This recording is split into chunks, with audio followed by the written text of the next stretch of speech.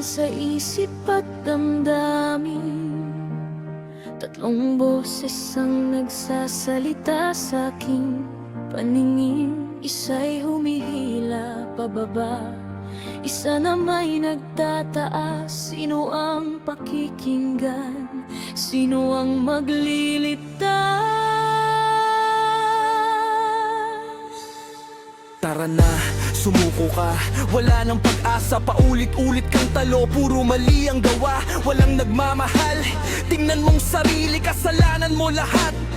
Wala kang silbi, takbo sa bisyo, doon ka magkubli. Kalimutan ang bukas, wag mo nang isipin ang kasalanan. Ay masarap sa umpisa, pero di mo mamamalayan, ikaw na'y bihag na. Huwag kang maniwala sa kasinungaling, may Diyos na naghihintay sa bawat pagbabalik mo riyan. Hindi ka basura, may halaga ang buhay, may biyayang naghihintay. Kung siya ang sasabay, ang sugat ay gagaling. Kapag siya ang gamot, ang pusong wasak, siya ang tunay na lunas. Tumayo ka muli kahit ilang beses bumagsak. Ang biyaya ng Diyos ay hindi na uubos kahit sablay ang hakbang. Walang pinigang, sabay kong naririnig. Isa'y nagdidilim, isa'y nagbibigay liwanag. Pagod ng puso sa bawat desisyon, gusto kong lumaya sa sariling kulungan. Saan ako pupunta kung pareho silang malakas? Takot akong pumili, baka lalo lang malagas. Pero alam kong may katotohanan di kumukupas. Ang pag-ibig ng Diyos ang tanging di kukupas.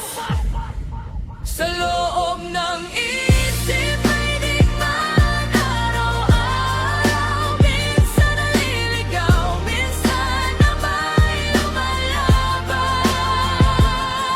Kung sino ang iyong pagkakainin, siya ang siyang magiging hari ng damdamin. Tingnan mo ang nakaraan, puro kapalpakan. Ilang beses ka nang nangako magbabago, wala namang nangyari yan. Nagdarasal ka pero bumabalik ka rin. Hindi ka natatanggapin, tigilan mo na yan. Bakit ka palalaban kung talo ka na? Mas madali ang sumuko kaysa lumaban pa. Hayaan mong lamunin ka ng iyong kahinaan. Dito ka na lang, dito ka sa kadiliman. Hindi sinusukat ng Diyos ang dami ng pagtatapa, kundi ang pusong bumabangon sa bawat pagkasira. May biyaya para sa taong nagsisisi at may pag-asa. Kahit ganuno kalalim ang sakit, Hindi hadlang ang kahapon para sa bukas. Ang krus ni Kristo ang nagbigay ng lunas. Pinatawad ka na, bakit mo pa ikukulong? Lumapit ka sa Kanya, siya ang sasalo sa'yo ngayon. Nararamdaman ko ang bigat ng bawat salita, parehong kumakatok sa puso kong dala-dala. Ngunit habang ako lumuluhod sa panalangin, unti-unting luminaw ang dapat kong tahakin. Hindi ako perpekto, alam kong nagkakamali, pero may Diyos na tapat kahit ako'y mahina lagi. Hindi man madali ang laban sa laman, kasama ko ang Panginoon sa bawat hagbang.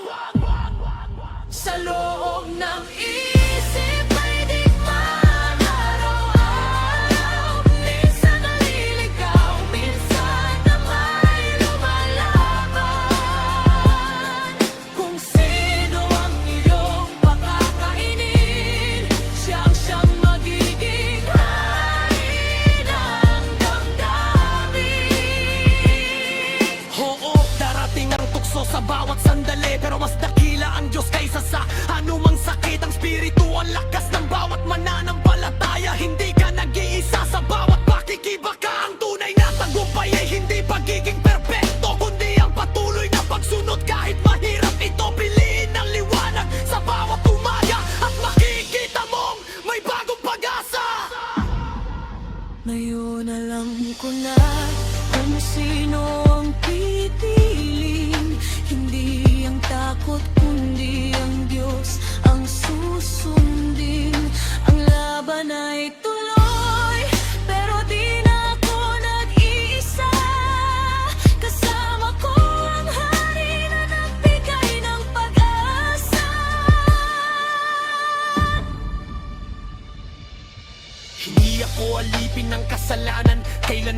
Pinalaya niya ako sa kanyang kabanalan, sa bawat tibok ng puso hanggang wakas ng buhay. Kay Kristo lamang ang aking tunay na tagumpay. May digmaan man sa loob ng isipan, may liwanag na kayang talunin ang kadiliman. Kapag Diyos ang pinagitan, ang kaluluwa'y magkatalunan ko na hinakapayapaan. Hindi ang daton, hindi ang pasalanon, hindi ang kapiling niyo ang aking sandigan. Sa konlaban, sa pagpagalain, kay Kristo lamang ang akong aaminhain. Ang tinilagin Ay tunay na laban. Laing dilaban sa tama, tindinyagan sa kasalanan, sa tatso, at sa mga tingin na basto inayo tayo sa Diyos. Piliin ang iwanan, piliin ang katotohanan, piliin si Kristo. This is Kawachali Production.